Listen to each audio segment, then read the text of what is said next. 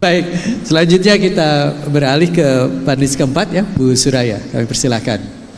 Baik, terima kasih Pak Mas Dekan kita. Pak Ganjar, karena saya dosen ya, jadi saya harus mulai dengan sesuatu yang paradigmatik ya Pak. Buat saya? Ya, itu Bapak. Maaf nih Pak, dan saya minta ditayangkan juga, karena ini persoalan yang penting sekali, karena banyak sebenarnya ide-ide bagus kita Pak, tapi karena paradigma ekonomi untuk pembangunan ini yang dipakai, dan saya hanya ingin menyoroti dua, dan ini yang menjadi akar masalah dari ketimpangan sekarang ini. Ya, next. Jadi paradigma pembangunan tuh banyak, tapi dia akan tergantung dari nilai dan norma yang dipakai. Kalau Bapak punya norma dan nilai yang baik, tapi kalau sekeliling Bapak tidak, itu juga bisa terjadi. Nah, ini saya ingin mempersoalkan dua paradigma yang menurut saya sangat masih dipraktekkan sampai saat ini. Next. Yang pertama, itu paradigma ekonomi pembangunan lewat menggusur. Ini paradigma Pak. Pembangunan dengan memindahkan paksa dan memukimkan kembali dengan paksa. Praktek ini sejak zaman kolonial sebenarnya Pak dipakai. Nah, apa dasar regulasinya? Pertama, domain verklaring. Ini zaman Belanda. Next. Yang mengatakan kalau seseorang tidak bisa membuktikan bahwa dia punya sertifikat, maka itu semua tanah negara.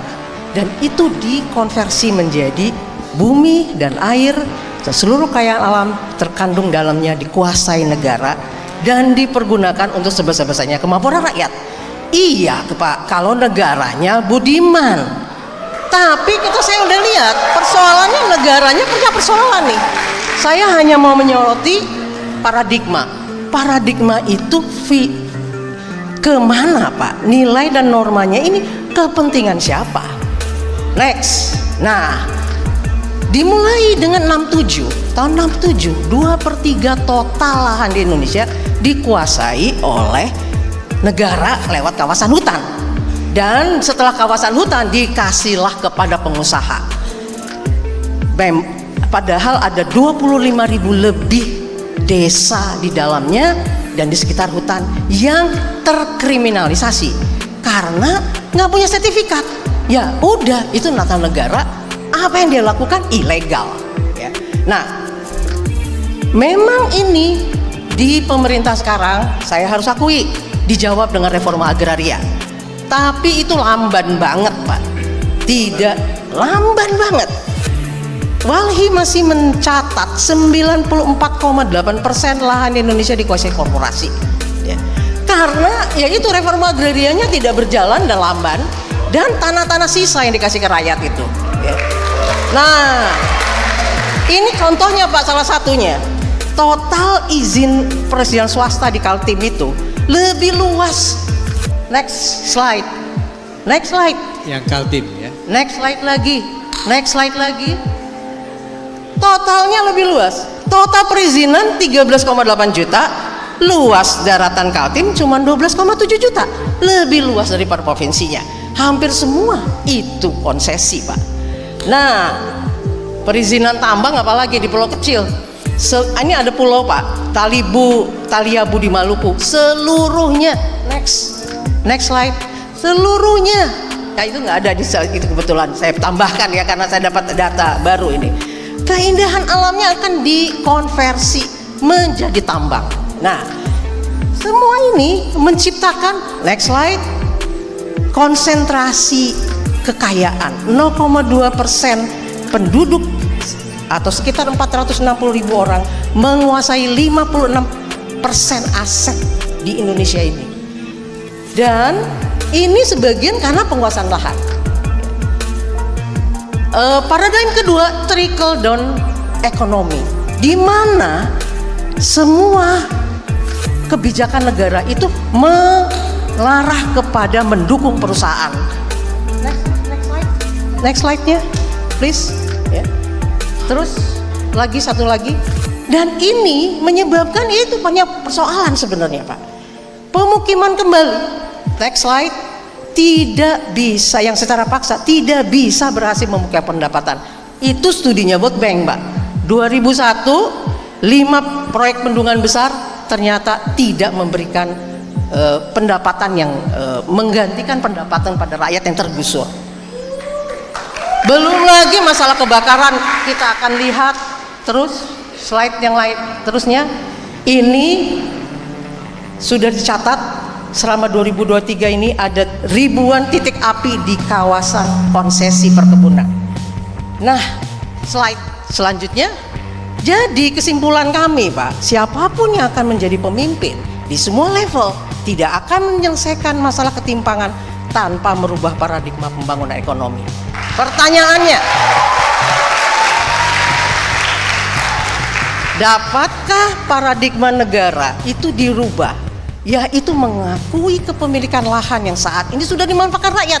Kasus Rempang itu bagaimana? Harusnya kan diakui dulu. Mana yang milik rakyat? Kalau mau dijadikan pengusaha kawasan untuk usaha, yang mana? Ya. Dapatkah paradigma negara dalam pengadaan lahan?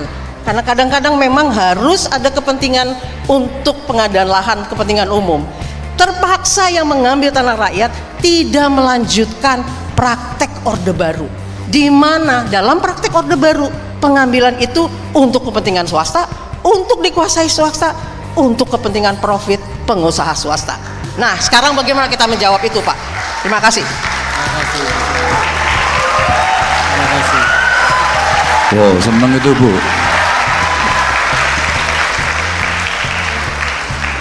Dapatkah paradigma negara adalah mengakui kepemilikan lahan yang saat ini sudah dimanfaatkan? Jangankan jauh-jauh, Bu, di sana. Di tempat kami aja ada, Bu. Dalam perdebatan saya sampaikan kepada Kementerian Lingkungan Hidup. Tidak bisa, Pak Ganjar, itu di dalam hutan dia. Saya bilang, dia di dalam hutan sejak kapan? Kalau Anda punya buku tanah, buku besar tanah, dan Anda bisa tunjukkan, ya, Anda bisa tunjukkan kapan dia memiliki, kapan dia mencatat, maka sama-sama kita akan membuktikan siapa yang paling berhak. Tapi yang di dalam kawasan bagaimana? Lo tidak sulit, di enklave saja. Maka kita mengakui hak itu dulu. Yang kedua, ketika kemudian dalam pencatatan agraria yang paling modern, ya sertifikat, Bu. Maka proses pensertifikatannya yang Ibu tadi katakan, ya tapi semua lamban. Makanya Ibu setuju kan kalau cepat. Tapi Bapak punya niat baik dan birokrasi di sekitar Anda jelek, ya Anda nggak bisa apa-apa. Bu, kita pesimis, Bu. Saya mau kasih cerita, Bu, nih. Saya hanya minta satu saja, ini pengalaman, Ibu. Kalau nggak ada evidence-nya, nanti cerita paradigma, Bu. Kita cerita praktek, Bu, sekarang. Teman-teman, ini ceritanya saya di gubernur baru. Mulai hari ini tidak ada setoran, ya. Mulai hari ini tidak ada korupsi. Saya pastikan Anda saya pecat. Tes pertama saya, Bu. Saya September dilantik, Oktober saya ulang tahun. Ada ngasih sepatu belly, ada ngasih jam tangan. Satu persatu saya catat. Dari siapa? Dari mitra-mitra. Dari siapa? Antaran dari ASN. Yang itu tadi mungkin Ibu sampaikan. Ya, niat baik aja nggak cukup, Pak. Tergantung leader, Bu. Maka teori aktor tadi saya sampaikan. Aktornya komit nggak? Komit atau komat kamit? Meyakinkan ini tidak mudah, Bu. Tapi merunut dengan data, dengan bukti, mungkin itu akan membantu agar kita tidak pesimis menghadapi bangsa ini ke depan. Pemimpin harus memberikan optimisme pada rakyatnya.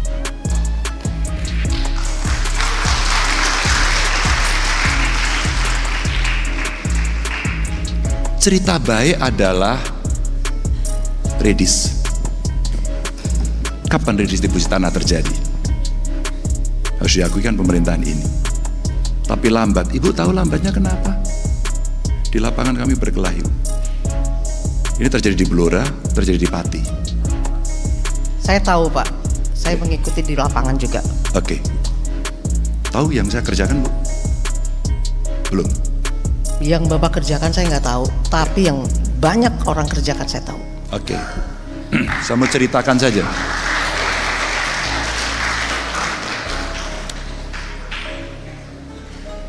Biar ibu tahu, sekarang saya kasih tahu. Saya khawatir tahunya dari orang, Bu. Terjadilah satu kawasan mau diredis. Datanglah kelompok dari Jakarta mengatakan, ini kita redis. Saya mengkoordinir. Siapa kamu? Jari saya begini. Siapa kamu? Saya tim sukses. Saya bilang, tidak untuk hari ini. Pak Ganjar mengganggu, silakan saya dilaporkan pada siapapun. Saya akan bela rakyat ini habis-habisan. Terus kemudian nggak usah tepuk tangan, nanti dikira pendukung saya.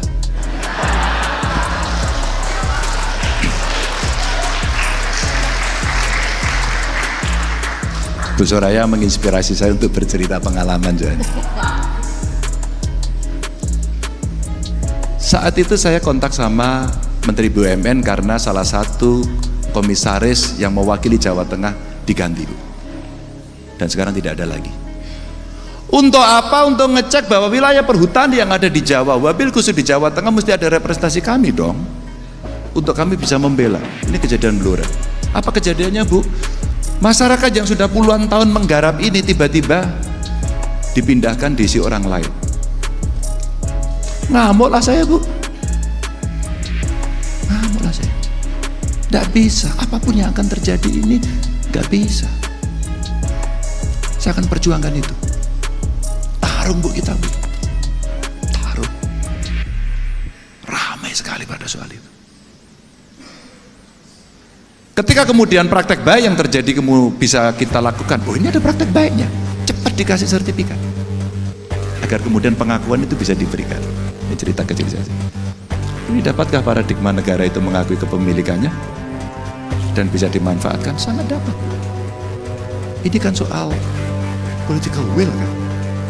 Willingness yang mesti dimiliki. Aktor sekali lagi, Bu. Orang boleh bicara apapun, tapi aktornya melakukan apa enggak. Ketika saya katakan jangan korupsi besok pagi, enggak harus perlu ada gratifikasi orang melakukan. Maaf, dengan segala hormat harus saya ceritakan dalam forum yang terhormat ini, karena ini intelek, forum akademis. Saya harus mencopot 2 kepala dinas saya. Boleh dikomparasikan dengan yang lain? Ada enggak kepala daerah yang mencopot kepala dinasnya karena korupsi dan belum diadili? Bu Kristusi tidak menunggu inkrah, Bu, ini. Hanya saya tanya saja, kamu korupsi, kamu terima, kamu iya, kamu pilih. Tak pecat tidak dengan hormat besok atau kamu mundur hari ini. Sudah 2 levelnya kepala dinas. Saya mau tunjukkan, ketika lingkungannya jelek, Bapak juga nggak bisa apa-apa. Oh, tergantung, Bu. Saya akan jawab pertanyaan itu. Saya lakukan.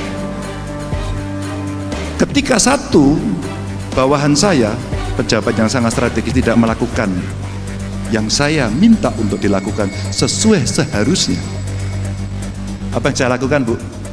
Tidak saya ajak rapat 3 bulan, saya langsung pada kepala dinasnya saja. Hasilnya apa, Bu? Dieksekusi.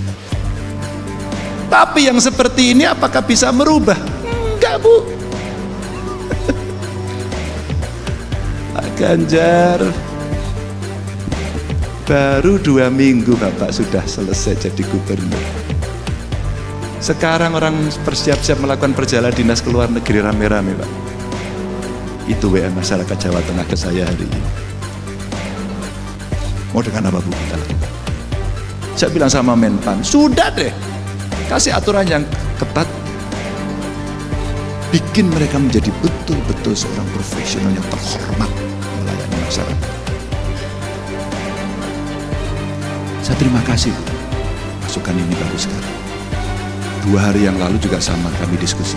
Bukankah bumi, air, dan kekayaan alam yang terkandung di dalamnya itu yang menguasai negara?